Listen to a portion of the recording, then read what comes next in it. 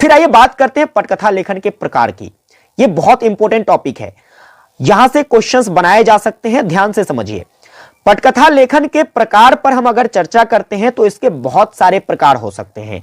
जिस प्रकार से इसके बहुत सारे स्रोत हैं, उसी प्रकार से इसके प्रकार भी बहुत सारे हो सकते हैं। लेकिन अगर हमें पटकथा लेखन को समझना है तो इसे हम कुछ इस प्रकार से बांट सकते हैं, जो कि रचना के आधार पर है। अब रचना के आधार पर इनके मौलिक रूप से दो प्रकार हैं। कितने प्रकार हैं? दो प्रकार है। पहला तो है आपका क्रमबद्ध तरीका। क्रमबद्ध तरीका क्या होता है?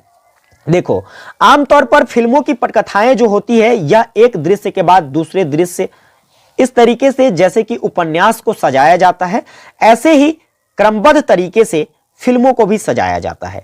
इसकी रचना इस आधार पर की जाती है ताकि पटकथा का उत्सुकता जो है यह हमेशा के लिए बना रह सके। ऐसा ना हो कि लोग जो है थोड़ा देर देखे और फिर बोर हो जाए। कोई भी ऐसी फिल्में नहीं है, आप देखते होंगे कि अगर अभी मार हो रही है तो थोड़ी देर के बाद प्यार हो रही है कि नहीं? ताकि क्या हो, तो इस फिल्मों को इंटरेस्टिंग बनाया जा सके, लोग इसे छोड़कर ना जाए। इस प्रकार से पटकथा का लेखन किया जाता है।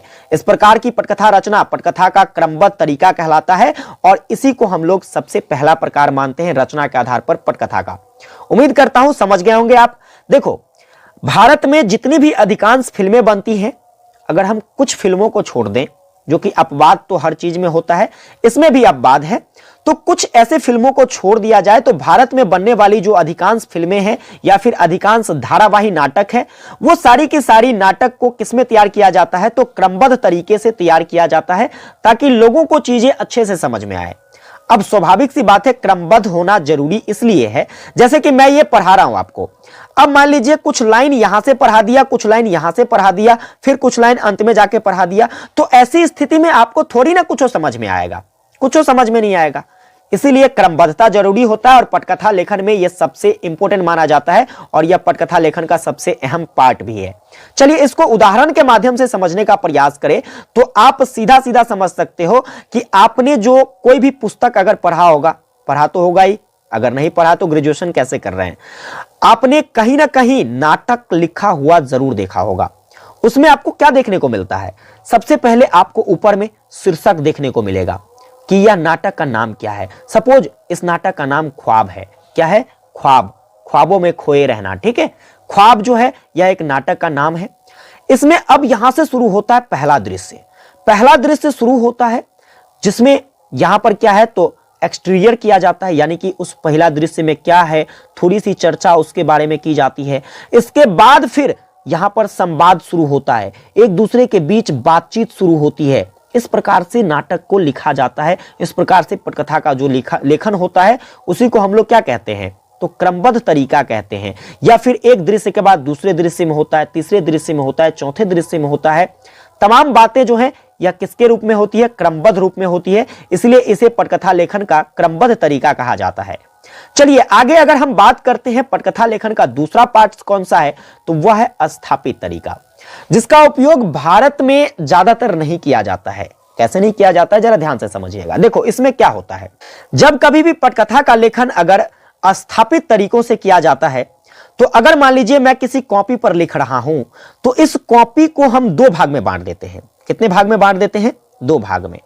पहला भाग जहां पर हमें यह दर्शाना होता है कि हमें जो दृश्य बनानी है वो किस प्रकार का दृश्य बनाना है, और दूसरे भाग में हम उस बातों की चर्चा करते हैं जहां पर अगर मान लीजिए यहां पर कोई दृश्य है तो हमें यहां बोलना क्या है, यहां लोगों के बीच संवाद कैसा होगा। अर्थात कहने का मतलब है कि यहां पर विजुअली और ऑडियो इन दोनों चीजों को अलग अलग तरीके से दर्शाने का प्रयास किया जाता है।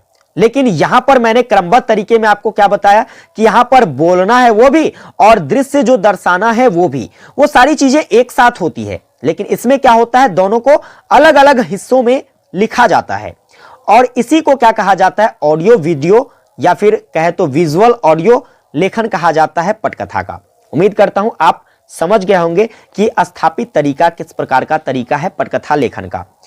हमारे यहां यह तरीका विज्ञापन या फिर वृत्त चित्र के लिए अपनाया जाता है। जैसे कोई भी एड्स वगैरह होता है, ऐड जानते हो ना, जो कि प्रचार वगैरह आप यूट्यूब पर देखते हो, जैसे कि यही वीडियो चल रही है तो कुछ देर के बाद आपको यहां पर ऐड देखने को मिलता है। तो ऐड में आप क्या देखते होगे? ऐड में आपको देखने को मिलता होगा जैसे कि यहां पर कोई दृश्य चल रहा है और यहां पर कोई व्यक्ति बोल रहा है इसको इंडिकेट करके, है कि नहीं? इस प्रकार की चीजें जो है आपको जहां पर देखने को मिलेगी, तो आप सीधा समझ जाइएगा कि यह पटकथा लेखन का स्थापित तरीका है। कौन सा तरीका है? स्थापित तरीका है। चलिए, इसका प्रयोग जो है ज्यादातर विदेशों में किया जाता है। विदेश में प्रस्तुत फिल्में जो होती हैं ज्यादातर जो है इसी आधार पर बनाए जाते हैं। विज्ञापन के क्षेत्र में इसके लिए एक शब्द का यूज किया जाता है, वह है स्टोरी बोर्ड। क्या है? स्टोरी बोर्ड शब्द का उपयोग जो है विज्ञापन के क्षेत्र में इस स्थापित तरीकों के लिए किया जाता है। उम्मीद करता हूं आप इसके जो है पार्ट्स को समझ गए होंगे कि पटकथा लेखन के प्रकार क्या हैं, इसको हम किस प्रकार से वर्णित कर सकते हैं।